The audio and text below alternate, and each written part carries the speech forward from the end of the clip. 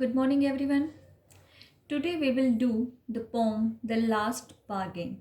This poem is on page number 73 in your book. The Last Bargain. Bargain. What is bargain? Bargain means सौदेबाजी. तुमने सुना होगा कई बार ये आपस में बात करते हुए कि उस शॉप पे तो जाके बहुत ज़्यादा बार्गेनिंग करनी पड़ती है या मतलब वो मार्केट में तो बहुत ज़्यादा बार्गेनिंग चलती है। इस टाइप के तुमने सेंटेंस सुने होंगे बोलते हुए। तो बार्गेन क्या होता है कि जब जैसे आपकी मम्मी कई बार जैसे कपड़े ख़रीदने गई हैं शॉप पर या वेजिटेबल्स ख़रीदने गई हैं तो वो बोलती हैं कि नहीं भैया इतने का नहीं, इतने का देना है। तो इस तरह जो बायर है वो अपना मनपसंद रेट फ़िक्स करवाने के लिए सौदेबाजी करता है। और अगर जो सेलर है, शॉपकीपर है, अगर उसको भी अगर घाटा नहीं होता तो कुछ ऐसे रेट पर उनका जो है फ़िक्स हो जाता है कि नहीं चलो 8 का नहीं 7 का, चलो 8 में दे देते हैं, 7 में दे देते हैं। इस तरह जो है सौदेबाजी होती है, इसे बोलते हैं बार्गेन। इस पोएम का नाम है द लास्ट बार्गेन, आखिरी सौदा। इस पोएम में क्या है, चलो एक बार इंट्रोडक्शन देखते हैं इसकी।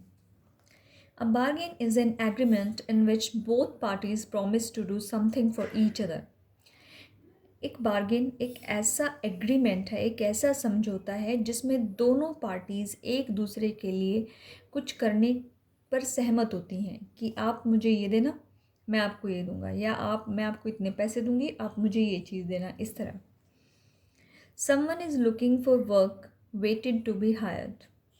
एक आदमी है, उसे काम चाहिए है और वो वेट कर रहा है कि कोई उसे काम पर रख ले, कोई उसे हायर कर ले। He strikes a bargain but thinks it worthless.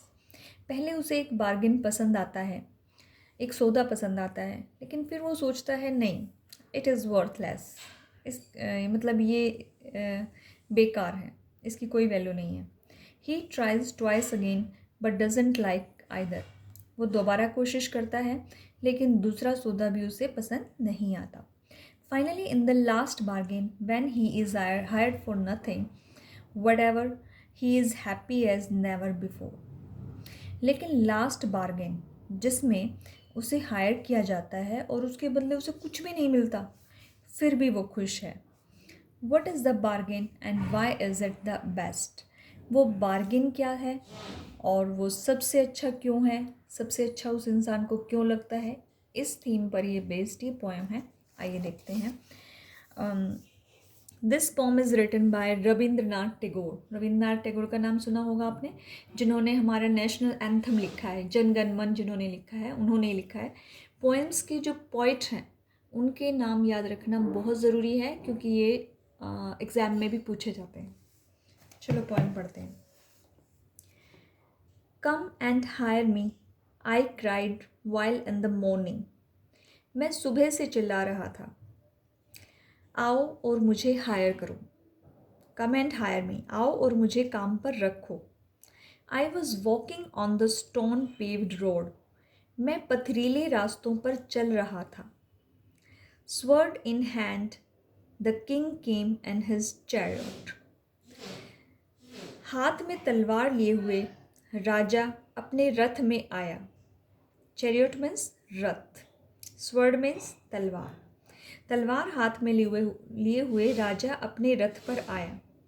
He held my hand and said, उसने मेरा हाथ पकड़ा और कहा, I will hire you with my power। मैं अपनी ताकत से तुम्हें हायर करता हूँ। But his power counted for naught। लेकिन उसकी पावर की जो वैल्यू थी वो मेरे लिए कुछ नहीं थी। And he went away in his chariot। और फिर वो अपने रथ पर वापस चला गया। यानी कि जो राजा का जो प्रपोज़ल था वो उस आदमी ने स्वीकार नहीं किया, वो बार्गेन उसे पसंद नहीं आया। In the heat of the mid day the houses stood with shut doors. दिन की गर्मी में जो घर हैं वो घर जो हैं वो दिखाई दे रहे थे, उनके दरवाजे बंद थे। I wandered along the crooked lane. मैं टेढ़ी मेढ़ी गलियों में घूम रहा था। An old man came out with his bag of gold. तभी एक बूढ़ा आदमी आता है अपने हाथ में सोने का बैग लिए हुए। He pondered and said, I will hire you with my money. वो थोड़ा सा झुका और उसने कहा, मैं तुम्हें अपने पैसे से हायर करता हूँ. वो अपना गोल्ड या अपना पैसा दिखा के कहता है कि I want to hire you.